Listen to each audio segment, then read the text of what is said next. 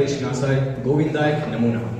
परम आदरणीय अतिथिगण, प्रधानाचार्य, शिक्षकगण और मेरे प्रिय मित्रों, आप सभी को मेरा सुप्रभात। मैं जगदीश अधिकारी, श्री गुरु रामराय पब्लिक स्कूल की कक्षा 11वीं का छात्र आप सभी के समक्ष योग पर एक भाषण प्रस्तुत करना चाहता हूँ। हम सभी जानते हैं कि योग का अर्थ होता है एकता या फिर जुड़ना, और योग भारतवर्ष की ही देन है।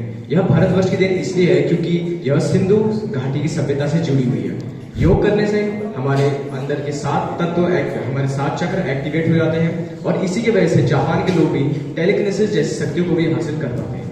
जब सालों पहले सिंधु घाटी की खुदाई करते समय जब वहां कुछ दिव्य खंडित मूर्तियां मिली, तो उनकी वजह से लोगों को विभिन्न प्रकार के योगासनों के बारे में भी पता चला। योगासन एक इतनी पुरानी कला है जिसका जो विस्तार है वो भागवत गीता में भी किया गया है। भागवत गीता के दूसरे अध्याय के 48वें श्लोक में यह लिखा गया है, योगाभ्यः करो कर्माणि संगणक योगाभ्यः करो कर्माणि संगणक धनंजय सिद्धिसिद्धयो समोभूता योग उच्यते। श्री कृष्ण ने इसका अर्थ बताते हुए कहा है कि हे धनंजय अर्थात हे अर्जुन, तुम योग के समान स्थिर रहो और शक्ति को छोड़कर कार्य करो, और संभव और असंभव में भेदभाव न करके जो कार्य तुमसे होता है उसे पूर्ण रूप से करो। इसी को ही युवा पता है। और जिस भी मनुष्य को योग करने से अच्छी सफलता प्राप्त होती है, ऐसे लोगों को श्री कृष्ण ने कर्मयोगी कहा। कर्मयोगी उन लोगों को कहा जाता है कि योग करने के बाद किसी भी प्रकार की कोई परेशानी और वे अपने शरीर की किसी भी परेशानी को हल कर सकते हैं। इसका एक उदाहरण है गौतम बुद्ध, जो कि जिन्होंने दुनिया के दुख मिटाने के लिए अपना पूरा जीवन समर्पित कर दिया।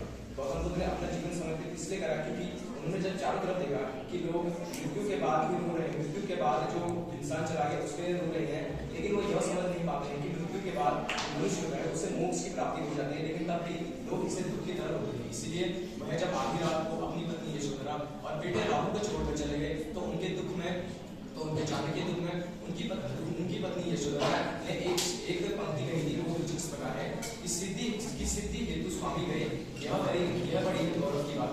सिद्धि हेतु स्वामी गए, यह बड़ी है गौरव की बात, परंतु चोरी गए, यह बड़ा कर दिया। इसका अर्थ यह होता है कि जब गौतम बुद्ध गए तो उनकी पत्नी को बड़ा दुख हुआ, लेकिन उन्होंने जाते उनसे यह कहा कि तुम एक अच्छे काम के लिए जा रहे हो, यह मेरे गौरव की बात है, परंतु जो चुपके गए, यह उन पर एक बड़ा मेडिटेशन जिसे कि दिमाग का योगाभ्यास भी कहा जाता है, और इसे करने से केवल हमारा शरीर ही नहीं बल्कि हमारा दिमाग भी स्वस्थ रहता है। तो शरीर भी स्वस्थ रहता है। तो गौतम बुद्ध ने 6 सालों का पूरा योगाभ्यास किया, और उन्होंने इस समय के दौरान पूरे तरीके से अपने मन को काबू करना सीख लिया। और इसी दौरान जब वे वापस एक पेड़ के नीचे बैठते तो वे एक स्थिर आसन में सो रहे थे। जब लोगों ने घंटों तक उन्हें यह करते हुए देखा, तो वे सोचने लगे कि एक मनुष्य घंटों तक सिर्फ एक ही आसन में कैसे रह सकता है।